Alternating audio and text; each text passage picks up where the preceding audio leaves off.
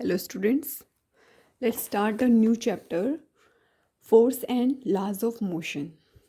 Last जो chapter हमने पढ़ा था दैट वाज अबाउट मोशन.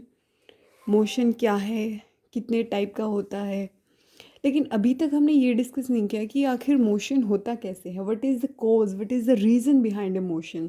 आखिर क्या कारण है कि मोशन हो रहा है. ठीक है, तो इसके पीछे जो रीज़न है that is nothing but force. अगर एक फोर्स एक्ट कर रहा है किसी भी ऑब्जेक्ट के ऊपर तभी वो क्या करेगा, मोशन में आएगा. ठीक है, तो फोर्स हमने कैसे डिफाइन किया है, आप ऑलरेडी 8th क्लास में पढ़ चुकी हो. फोर्स क्या होता है, ए पुश और a pull that is applied on an object is known as force. ठीक है, आपने ये भी पढ़ा था लास्ट क्लासेस में कि it can also change shape and size of an object. ये क्या कर सकता है, शेप को चेंज कर सकता है, साइज़ को चेंज कर सकता है. जैसे कि if I have a paper, ठीक है, अगर मैं कोई पेपर लूँ और अगर उसके ऊपर इस तरीके से फोर्स अप्लाई करूँ तो उसका जो शेप है, उसका जो साइज़ है वो क्या हो जाएगा, चेंज हो जाएगा, वो क्रम्बल हो जाएगा. ठीक है, अदर एग्जांपल्स देखो इसके. जैसे कि एक स्प्रिंग है, अगर आप इसके दोनों तरफ फोर्स अप्लाई कर रहे हो, ठीक है, तो ये और भी ज़्यादा क्या हो जाएगा, और ज़्यादा सिकुड़ जाएगा, श्रिंक हो जाएगा. ठीक है, वहीं अगर आप फोर्स अपोजिट डायरेक्शन में लगा रहे हो तो ये फैल जाएगा. ठीक है, जैसे कि देखो ये आपकी रबर बॉल है, अगर आप इसको पुश कर रहे हो दोनों साइड से अंदर की तरफ तो क्या होगा, इसकी शेप ओवल हो जाएगी. अभी ये कैसे थी स्फेरिकल, अब कैसे हो जाएगी, ओवल. ठीक है, तो ये अभी तक हमने पढ़ा था कि फोर्स की वजह से we can change shape and size of an object, but we can also change the state of an object. हम एक ऑब्जेक्ट की स्टेट को भी चेंज कर सकते हैं. स्टेट कैसी, अगर वो रेस्ट में थी हम उसको मोशन में ला सकते हैं, अगर वो मोशन में थी तो हम उसको रेस्ट में ला सकते हैं. ठीक है, तो देखो आगे, आखिर किस सिचुएशन में, किस पर्टिकुलर सिचुएशन में जो है जो कोई भी ऑब्जेक्ट है वो मोशन में आएगा. तो उसके लिए हमें पढ़ने पड़ेंगे type of forces. Type of forces क्या होते हैं, बैलेंस्ड एंड अनबैलेंस्ड फोर्सेस. तो देखो एक जो बैलेंस्ड फोर्स है वो कभी भी do not change the state of rest और मोशन. उसकी वजह से कभी भी स्टेट चेंज नहीं हो सकती है.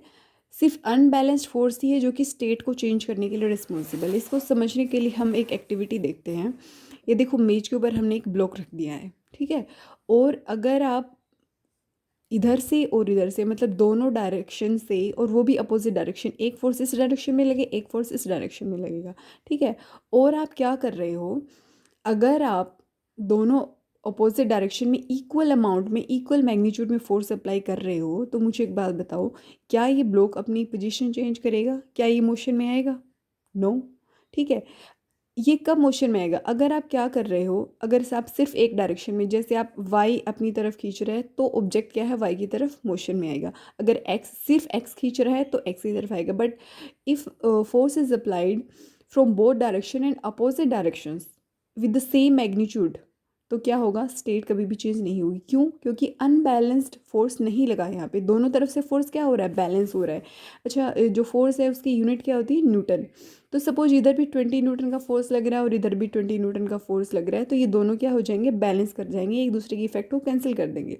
ठीक है, देखो जैसे कि इसको समझने के लिए एक और एग्जांपल दिया है कि क्या है, अगर हम क्या करें, ये एक बड़ा सा बॉक्स है, ठीक है, और इसको दोनों ये बच्चे हैं, ये क्या कराना चाह रहे हैं, मूव कराना चाह रहे हैं, लेकिन क्योंकि बहुत बड़ा बॉक्स है ये मूव नहीं करेगा. क्यों नहीं करेगा, क्योंकि इसके नीचे क्या लग रहा है, इसका जितना ज़्यादा सरफेस होता है ना उतना ही फ्रिक्शनल फोर्स, घर्षण बल जिसे हम हिंदी में बोलते हैं, वो लग रहा है. तो आपको जो है एक फोर्स यहाँ से लग रहा है, एक फोर्स आप अप्लाई कर रहे हो, तो ये क्या करेगा, मूव नहीं करेगा. तो इसका मतलब if you want to move this box you have to apply more force than this frictional force. आपको क्या करना पड़ेगा, अनबैलेंस्ड फोर्स लाना पड़ेगा. जैसे ये अगर 20 न्यूटन फोर्स दे रहा है तो आपको मोर देन 20, ठीक है, आपको 20 न्यूटन से ज़्यादा फोर्स लगाना पड़ेगा, तभी ये जो ऑब्जेक्ट है ये क्या कर पाएगा, मूव कर पाएगा. आपने थोड़ा सा और फोर्स लगाया, अभी भी मूव नहीं किया, लेकिन इस बार आपने फोर्स का अमाउंट बढ़ा दिया. ठीक है, you increase this to suppose 30 newton, तो ये क्या हो जाएगा, since 30 newton is more than 20 newton, friction force से ज़्यादा हो गया तो ऑब्जेक्ट क्या कर जाएगा, मूव कर जाएगा. ठीक है, तो ये था all about balancing, balanced and unbalanced force. ठीक है, I hope it is clear to you. Next we shall do in the next video.